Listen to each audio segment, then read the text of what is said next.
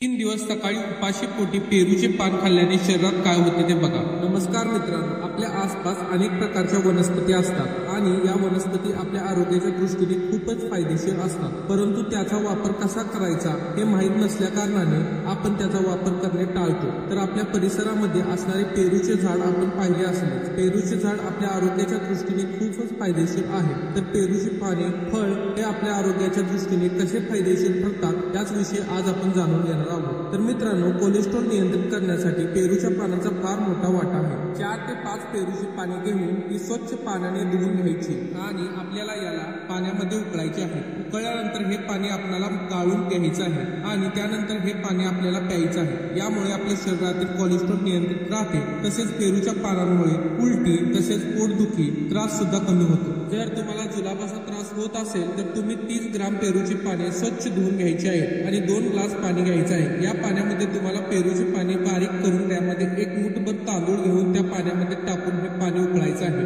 उकळल्यानंतर हे पाणी गाळून घ्यायचं आहे आणि हे पाणी तुम्ही दिवसभरात 2 वेळा प्यायचं आहे, ज्यामुळे तुमचा जुलाबाचा त्रास नक्कीच कमी होईल। तसेच जर तुम्हाला टीबी मुळे ताप येत असेल तर हा ताप कमी करण्यासाठी पेरूची पाने फायदेशीर ठरतात। त्यासाठी 1 ते 10 पेरूची पाने घेऊन हे पाणी तुम्हाला 5 कप पाण्यामध्ये उकळायचं आहे आणि ज्या वेळेस 3 कप पाणी उरेल त्यावेळेस हे पाणी तुम्ही गाळून घ्यायचं आहे आणि हे पाणी थोडेसे थंड झाल्यानंतर तुम्ही 1 कप अशा प्रकारे दिवसभरात 3 कप पाणी तुम्हाला प्यायचं।